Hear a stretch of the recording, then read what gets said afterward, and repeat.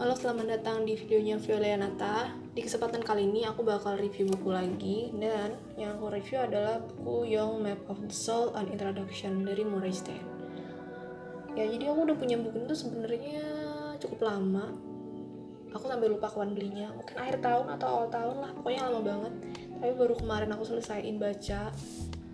Dan alasan aku beli buku ini adalah karena ini adalah buku yang dibaca BTS. Oke, sangat dangkal sekali alasannya, tapi jujur alasan itu tuh sangat membuat aku jadi bersyukur sih, karena kalau BTS nggak pernah baca ini dan nggak pernah menjadikan buku ini sebagai inspirasi mereka, kayaknya aku nggak bakal pernah nyentuh buku psikologi ini. Karena look at that, ini buku terjemahan kan, buku terjemahan aja tuh kadang bahasanya tuh udah bikin pusing karena sangat baku banget, apalagi ini buku psikologi.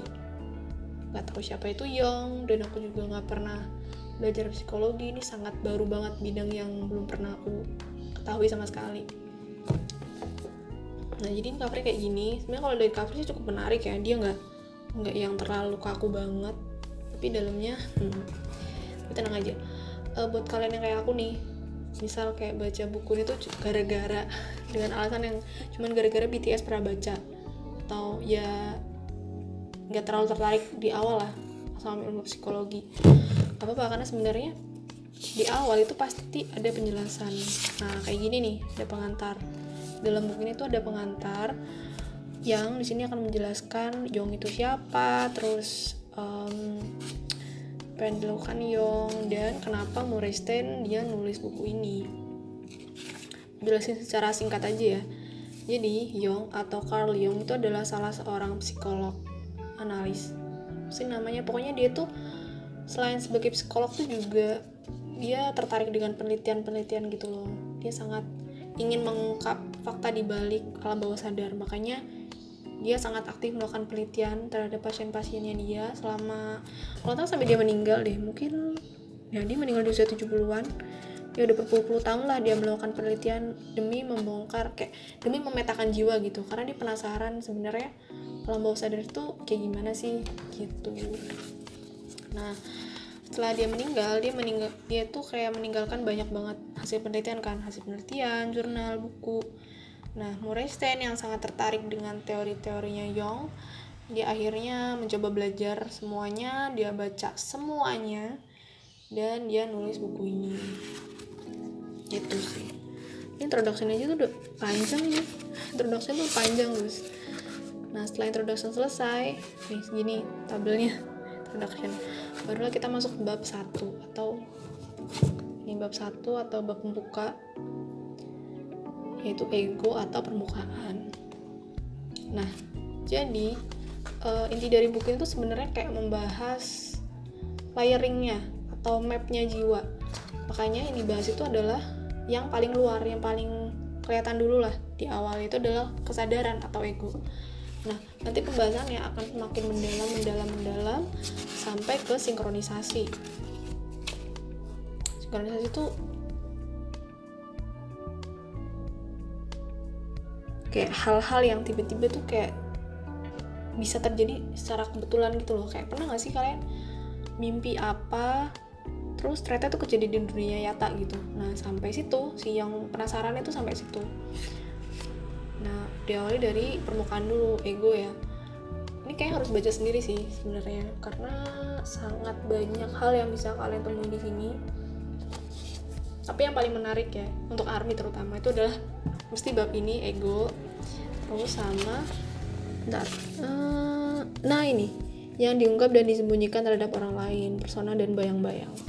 Karena kedua bab ini adalah dia bab yang mendasari lagunya RM, Suga, J-Hope yang di album Map of Soul itu kan, persona, shadow, sama ego.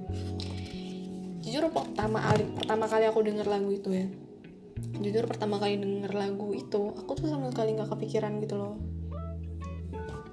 Nah itu adalah bab yang menurut aku tuh pasti paling dibaca, paling dipahami banget sama ARMY, karena penasaran. Aku juga sama sih, baca buku itu pertama kali kayak kapan sampai persona, kapan sampai shadow gitu kan. Tapi setelah dibaca seluruhnya, setelah aku baca seluruhnya ini nggak terlalu buruk dan gimana sih. bagus, bukunya bagus. Nah, buku ini tuh sebenarnya ya kayak aku bilang ya bagus, tapi dia punya beberapa hal yang mungkin bakalan gak cocok sama sebagian besar orang. Nah, yang pertama adalah karena di buku terjemahan, otomatis bahasa Indonesia tuh susah, kaku gitu kan, jadi lebih susah untuk dipahami. Apalagi yang dibahas itu adalah ilmu yang cukup ya bahasan yang sangat serius ya, psikologi, banyak banget istilah-istilah yang kita nggak pernah dengar dari awal, terutama orang-orang awam kayak aku. Tapi sisi positifnya adalah lu bener-bener dimasukkan ke dalam dunia baru gitu loh, dan itu adalah dunia yang ya sangat deket, kayak membahas kita, bahas diri kita, bahas manusia, bahas orang-orang sekitar kita. Jadi mau gak mau tuh kita jadi kayak iya ya bener ya, oh ternyata orang-orang tuh kayak gini, oh mungkin ini alasannya. Jadi kenapa aku sangat merekomendasikan buku ini meskipun aku bacanya aja lama banget, itu ya karena tadi kamu bener-bener bisa banyak banget belajar dari ini buku, terutama belajar memahami diri sendiri dan orang lain. Kita jadi tahu kalau contohnya kayak shadow itu kan digambarkan sebagai sebuah sifat atau banyak sifat yang kependam di dalam diri kita. Kita punya sifat itu, cuman kependam dan kadang secara nggak sengaja itu keluar. Makanya yang biasanya sadar tuh bukan kita sendiri tapi orang lain. Nah di lagunya Suga, sorry nih aku bahas lagu Suga ya, nggak apa-apa ya. Ini lagu Suga kan dia kayak bahas kalau dia pingin jadi rap star, dia pingin kaya, dia pingin apa, pingin ini, pingin itu. Padahal sebagai seorang idol, image dia tuh harus humble gitu. Image dia tuh nggak boleh songong gitu kan. Sementara kok di lagunya dia kayak pingin inilah apalah segala macam gitu, kayak dia menunjukkan bahwa dia tuh ada hasrat kayak gitu dan semua orang tuh punya itu gitu loh. Menarik aja sih, kayak oh aku jadi tahu ternyata semua orang tuh sebenarnya punya sifat-sifat egois, sifat-sifat keras kepala, sifat jahat yang kita anggap jahat ya maksudnya, tapi ya emang itu adanya dan emang harus diterima gitu. Dan banyak hal lain yang sangat-sangat menarik banget. Nah selain buat ARMY nih, aku juga sangat menyarankan kalian yang anak psikologi bisa baca lah ini. Kayaknya buku ini anak psikologi udah familiar gak sih sama buku kayak ginian. Ini kan introduction ya, kayak dasar banget ya. Mungkin itu aja sih ya ARMY, karena ini adalah pelengkap teori, kalian harus baca untuk melengkapi teori. Dan untuk orang awam kayak aku yang mungkin kalian bukan ARMY, bukan nggak terlalu suka BTS atau apa, baca aja karena ini tuh bener-bener bagus buat memahami orang gitu. Apalagi yang basicnya bukan psikolog tapi kayak aku pengen belajar psikologi lah gitu, mulai aja dari ini karena ini membahas banyak dan masih dasar gitu. Ya aku dengar-dengar juga si Morrison ini bukunya tuh bakal diterjemahkan lagi di Indonesia yang judulnya tuh Persona Shadow Ego kalau nggak salah. Mungkin aku juga bakal baca lagi karena dari buku ini tuh masih apa ya, belum terlalu dalam gitu. Penasaran aja sedalam apa sih sebenarnya kita bisa belajar tentang persona, shadow, dan ego. Nah itu 3 bab yang aku suka banget sih di buku ini. Mungkin karena efek BTS kali ya, I don't know. Pokoknya kayak gitu aja.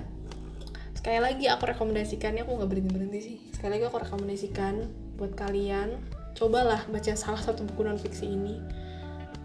Penting banget dan wajib banget lah, terutama buat kalian para ARMY. Ya kayak gitu aja sih video aku. Kayak gitu aja. Jangan lupa di like, komen, dan subscribe ya.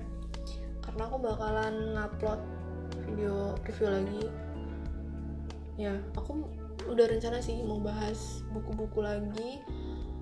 Kayaknya berawal dari buku yang berhubungan sama BTS dulu sih. Baru habis itu tau lah nanti kalau aku tertarik baca buku apa ya aku baca dulu selesai baru aku bikin videonya. Kalau kalian mau rekomendasiin buku juga gak apa sih, mungkin ada yang buku-buku yang dari BTS dulu ya, karena ini aku lagi nge-hype banget sama BTS dan lagi senang baca bukunya aja gitu. Baru kali ini sumpah aku tahu ada boyband Korea yang image-nya kan kalau boyband tuh yang ngedes-ngedes doang, nari-nari doang, tapi karya-karyanya mereka tuh deep gitu loh. Ada alasan gitu dibalik mereka nulis lagu kayak gitu dan ada dasarnya, sesuatu hal yang main belum gitu, kayak gila sih, ini orang-orang kenapa baca buku kayak gini gitu, masih nggak habis pikir. Makanya kalau misalnya kalian udah pernah baca salah satu bukunya BTS yang lain, bisa direkomendasiin ke aku, karena aku juga pingin banget baca buku-buku itu. Ya udah kelamaan sih. Oke, segitu aja. Makasih udah nonton. Sampai ketemu di kesempatan selanjutnya. Bye-bye. Bye.